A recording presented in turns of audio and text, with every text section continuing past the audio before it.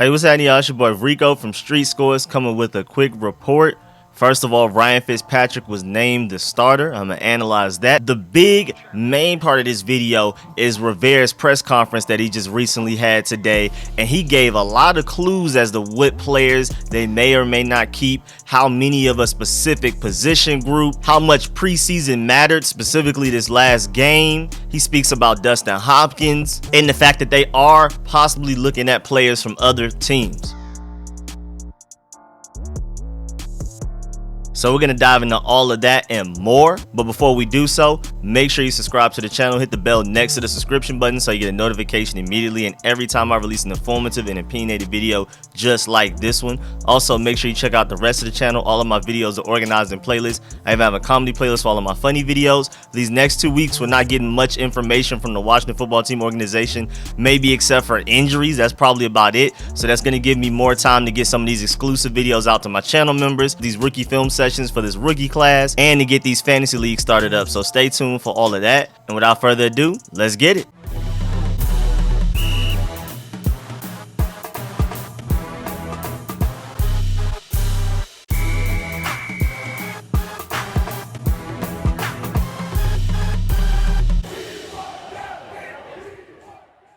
Alright, so starting with Ryan Fitzpatrick being named the starter. Ian Rappaport tweeted out that the Washington football team will start QB Ryan Fitzpatrick in week 1 and going forward. And then he also spoke about how obvious this was. Everybody already knew this, but Rivera said a few days ago that he wanted to officially name the starting QB with the whole announcement so that they can get their props. And it's just like a big moment for the locker room. Congratulations, all that type of stuff. So we already knew who it was going to be. I mean, we could even tell in practice who was getting most of the reps with the ones since the very beginning. And then even when Taylor Heinicke got reps with the ones, Ryan Fitzpatrick has just looked better in practices. So we could just tell, I mean, we knew it was Ryan Fitzpatrick even before minicamp started. And then again, with Ryan Fitzpatrick outplaying Taylor Heinicke so much in practices, it was just a done deal. But again, Rivera just wanted to give Ryan Fitzpatrick his moment. I like that, man. A tradition. Let Ryan Fitzpatrick feel like he earned the job in a way by announcing it. That's pretty cool. But now the question is, how many games will he start? Whether it be injury or inconsistent play, how long is Ryan Fitzpatrick even actually going to be the starter? Because again, it was easy to know that he would start week 1. Everybody knew that, but nobody knows how long he'll start. And I'm not putting any real amount of money on Ryan Fitzpatrick being a 17-game starter for us. I just wouldn't do it. Not even just inconsistent play, which is a thing that he's had to deal with a lot in his career, but even just injuries. He's one of those guys that just occasionally gets banged up. It's not as bad as Taylor Heinicke, where literally every start he's ever had, he's gotten hurt in his very short NFL career. But still, it's just something we'll have to see. We're going to have to monitor that throughout the season. I can't wait for us to finally have this franchise quarterback where we don't even have to worry about things like that. But hey, we'll get there eventually. And then Ron Rivera also spoke about Dustin Hopkins. And basically, he said we're keeping him. He said that they're comfortable sticking with him. He said, quote, "I'm as comfortable as I can be right now. It's that old saying, it's not a problem until it's a problem. We're going to go with him. We're going to ride with him, mostly because he got hot late last year." And speaking of that hot last year, in the last 6 games of the 2020 season, Hopkins made 13 out of his 14 field goals, which was 6th amongst kickers with at least 10 field goal attempts in that time span, and 8th amongst all field goal kickers with at least 5 attempts. And he's been doing this. It's just sometimes late season he'll catch fire, but we can't afford for him to slack off and be so bad and inconsistent in the beginning and middle of the season. This is a very tough schedule. This is one of the toughest schedules we've had as a team in a long time, mostly because of all the franchise quarterbacks we're going against, and we don't necessarily have one yet. And a lot of these games are really going to come down to field goal kicks, especially with how sluggish our offense looks in the red zone right now. Dustin Hopkins is probably going to have to bail us out until our offense gets into a rhythm. We didn't score one single touchdown with the first team offense all preseason, so we need Dustin Hopkins as badly as ever right now until Ryan Fitzpatrick and all of those guys get their chemistry together. And again, to reiterate, we can't afford to bank on him turning into his late season self before his late season. But it's interesting though, because Carolina just released their kicker, Joey Slye, who kicked for Ron Rivera in 2019 and kicked for Marty Hurney last year. He's that kicker that has like a huge leg and is literally built like a linebacker. And again, he has a lot of rapport with Ron Rivera and Marty Hurney. So even though they're saying they're fully comfortable with Dustin Hopkins, I'm pretty sure Joey Slye is at least at minimum on speed dial if Dustin Hopkins comes out here in the regular season look like how he looked in the preseason. Because we thought he looked bad in the Patriots preseason game. He looked even worse in this Ravens preseason game that just happened. At least with the Patriots preseason game, you could kind of say, I mean, maybe there was some chemistry issues with the snap, even though when you go back and look at it, it wasn't really Cameron Cheeseman's fault. It was really Dustin Hopkins. Rivera was just probably sticking up for Dustin Hopkins to take some heat off of him. But like that Ravens game from yesterday, that was literally just Dustin Hopkins kicking stupid. I mean, one kick, I literally thought it got hit.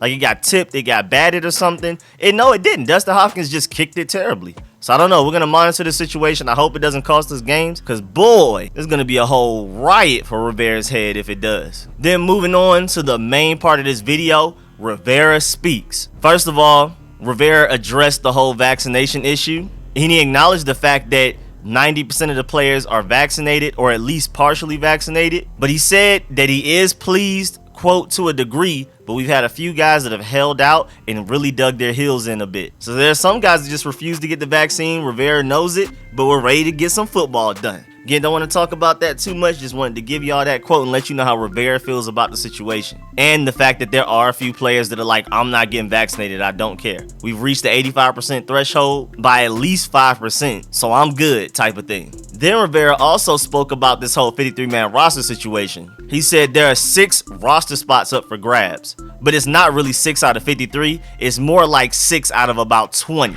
So there's like 20 players they're looking at to fill in those last 6 spots right now. But that's good to hear that we have about 47 guys that we already know for a fact are on the 53-man roster. We already have a set 47. We're trying to fill in those last 6 with about 20 players fighting for those last 6. So that's pretty good to hear. That makes me more confident about the roster. There's not as many questions. It's more so because there's so much competition. It's not a lack of talent. If anything, it's too much talent. They're trying to figure out who they care about the most. And Rivera's already said they're trying to weigh the differences in value in who's better today and who may potentially be better later on as far as veterans versus younger guys and things like that, guys they recently drafted. So this is going to be really interesting to see which players they decide to go with. And then Rivera also addressed the preseason and the fact that some people feel like it may not matter. He said, quote, I would say there were probably 4 spots that really were completely open before the game against the Ravens. And I would say after watching one more time, 2 more spots became an even bigger battle. 6 positions were impacted last night on the 53 as of right now. Now, there will be some discussions that I'm going to have a little later this afternoon, and then tomorrow we'll get together again with the coaches and the personnel, and it may change. But I'll say right now, a minimum of 6 positions were impacted last night. So these preseason games matter. Even in that terrible showing we had last game, there was still a lot of important implications that came from it. And then Rivera also gave us some clues as to how the roster may look. Because when speaking about Sadiq Charles and how much he's progressed and how much Ron Rivera likes him, he said that they'd ideally like to keep 10 offensive linemen on the 53-man roster spot, along with maybe 6 on the practice squad. So they're going to load up on offensive linemen. I was thinking they may just go with 9 in my 53-man roster prediction, but it looks like they're going 10 for the 53-man roster, and then another 6 on the practice squad out of 16 spots. Rivera also said that he's unsure of how many quarterbacks the Washington football team will have on the initial 53-man roster. And he admits that the situation from last year will factor in. And it seems obvious they're just going to keep 3. Ryan Fitzpatrick, Taylor Heineke, then maybe Kyle Allen is inactive during games, and then Steven Montez is your practice squad guy. But like the way that's worded, the fact that last year affects their decision lets you know that, okay, because of last year, we may want to keep more quarterbacks, but honestly, we don't have enough quarterbacks where we feel like we really want to keep them. That's what I hear. Because if they really liked Kyle Allen or Steven Montez, last year would have nothing to do with it. They would just really like 3 quarterbacks, and they would be keeping at least 3 quarterbacks. But the fact that they're like, man, I mean, after last year, we don't want to make that mistake again, so we're going to have to at least keep 3 or something like that. So that just sounds like they're not very impressed with Kyle Allen or Steven Montez. And I'm not surprised because what they looked like yesterday, I mean, hey, I'm not very impressed either. And I've never been a fan of Kyle Allen anyway. But it sounds like because of the injuries and the quarterback carousel they went through last year, due mostly to injuries, they want to make sure they're prepared for that this season. So even though they don't love Kyle Allen and Steven Montez, they want to keep one of them because it's better than just pulling a guy off the street out of nowhere to try to hope that that guy can win you some games. And then lastly, as far as clues go, as far as our own team for the 53-man roster, the guys that are already currently on our 80-man roster, Rivera said while addressing defensive end that William Bradley King and Shaka Toney have done very well, but he still wants to have a veteran in that group. So don't be surprised if, maybe Shaka Toney ends up on the practice squad because they want to have one of the veteran defensive ends / edge rushers to make this team so that they can at least have somebody that they know is dependable. William Bradley King, Shaka Toney have a lot of potential, but again, you kind of have to weigh the options. Do you want the guy that can contribute more now or the guy that may potentially be better later on down the line? And I think they're going to try to mix it up. Some youth, some potential, and then also some guys that they can depend on, some guys that bring a veteran presence to different position groups. So we'll see. And then lastly, one of the things I was most interested in out of the whole presser, because I was thinking about this, they are looking at other teams' rosters for players that may end up getting cut. They said they're actually compiling a list of projected cuts from other teams. They're looking into which players from different teams may get cut. So they're already doing their research on guys that are still currently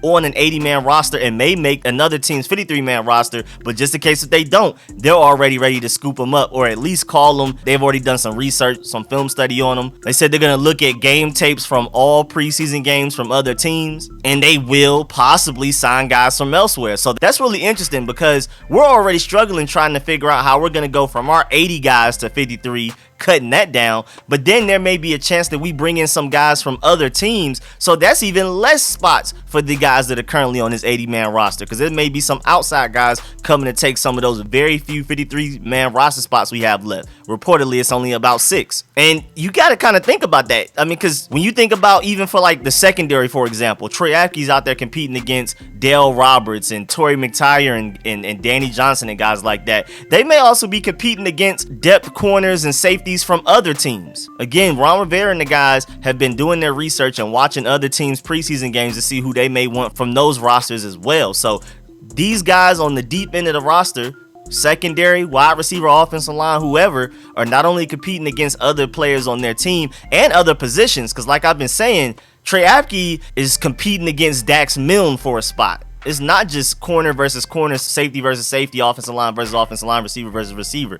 You're competing for these last 6 spots, and you're trying to show that you deserve to be one of those spots, and they need to keep an extra of your position group over keeping an extra of another position group. And now you're also competing against guys from other teams. It's crazy. It's chaos. So this Tuesday deadline, 4 p.m., when we see this official 53-man roster, may be very eye-opening. And then Rivera says that Washington is even paying attention to media and social media reports about players on this team's roster and the interest levels that they may have elsewhere. So they may look into some type of trades or something like that. So I like the fact that they're doing their homework in that way. So they're scouting social media, they're scouting reports, they're listening to whispers, and they're like, okay, if we end up releasing like a DeShazer Everett, there may be some other teams that are interested in them, and we can just trade them rather than releasing them. So I like the fact that they're doing their full-blown research. I mean, even looking into guys like Samus Reyes, David Bada, I mean, they've been doing heavy research. They're even self-auditing right now, and I love that because, again, why release a player when you could trade them for anything? Another player, even a 7th-round pick. Getting a 7th-round pick is more valuable than just giving away a player for free. So that's probably the quote out of this whole video that I'm most excited about, because that's smart. But yeah, man, that's the end of this video. Please get in the comment section. Let me know how you feel about everything discussed in this video. Please like this video if you liked it, if you learned anything. Of course, subscribe to the channel if you haven't. Stay tuned for everything I said in the intro. We got live streams constantly, during the game live streams, post game live streams. I have rookie film sessions coming out these next 2 weeks. We got to get these fantasy drafts done, and a bunch of exclusive videos for channel members only. So stay tuned for all of that. I'm gonna come out with a room reveal. I'm coming out with my old merch before we became the Washington football team reveal, all of that type of stuff. So get ready for all of the content that's super about to get spammed on y'all these next 2 weeks before we get to the Chargers. It may be a dead period for the Washington football team, but if anything, this is when Street Score is about to be the most active. And as always, man, I appreciate all of the support, man. Shouts out to everybody that donates to the channel. A big shouts out to all of my sponsors, especially my Pro Bowl sponsors whose name you see scrolling on the screen right now. I appreciate y'all again, man. I'll catch y'all later. I'm out.